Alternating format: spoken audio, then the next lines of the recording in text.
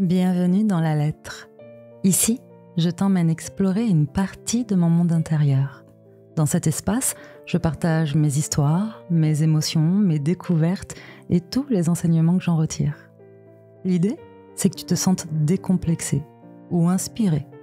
Peut-être même que ça puisse impulser quelques déclics qui te permettront d'avancer sur le chemin de la connaissance et de l'amour de soi. Je te souhaite une belle écoute.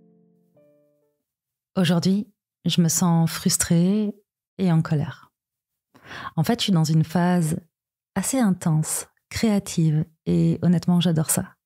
Mais qui dit inspiration, création, transmission, dit aussi mise en place, bref, toutes ces phases opérationnelles que je déteste. Et ça me saoule au plus haut point. Du coup, je suis frustrée, je râle, je peste, je suis désagréable, bref, un vrai rayon de soleil.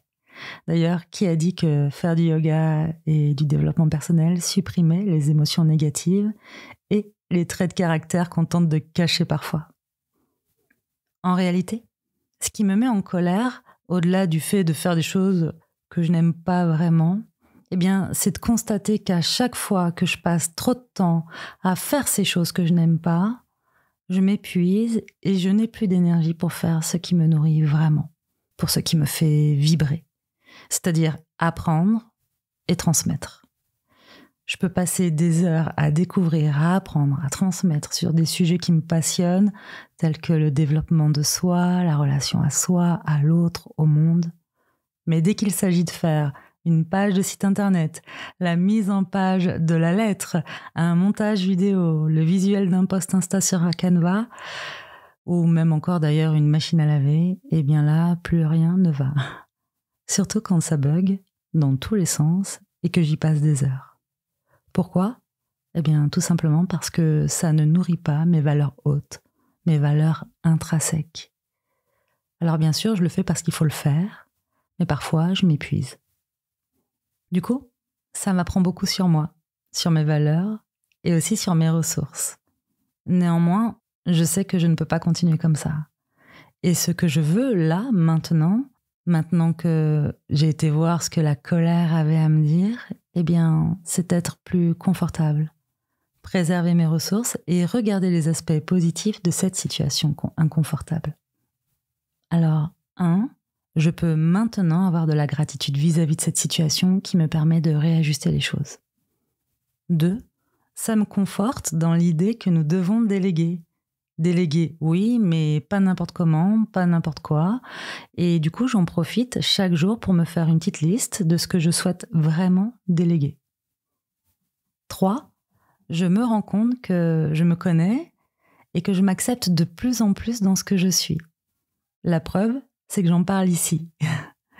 Connaître mes valeurs me permet de comprendre ce qui se passe et ça m'évite de penser que c'est une question de caprice, d'incompétence ou bien d'autres choses négatives ou inconfortables. Bref, c'est simplement que ça, ce n'est pas ma mission première. 4, je sais que si je continue comme ça, il y a 2 voies qui se dessinent.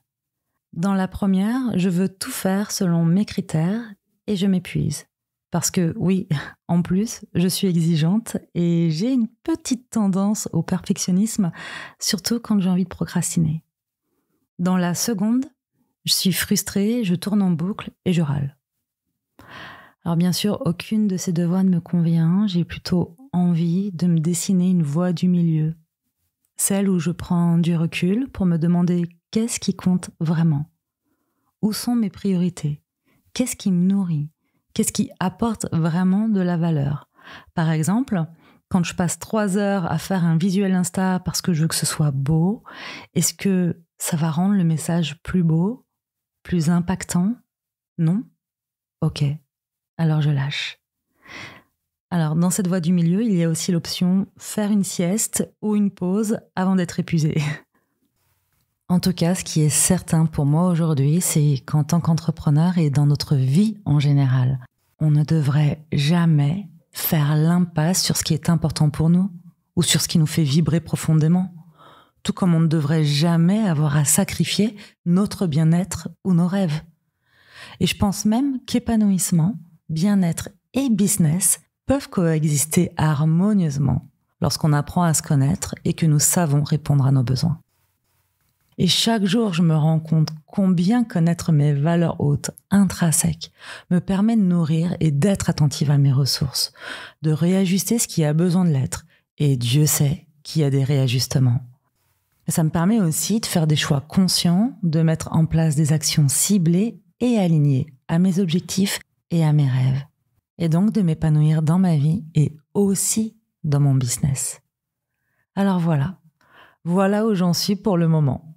En fait, je continue d'expérimenter, de cheminer, de me tromper et de réajuster. Bref, je suis humaine. Et j'en profite pour te dire que le 6 novembre, on organise un atelier sur les valeurs.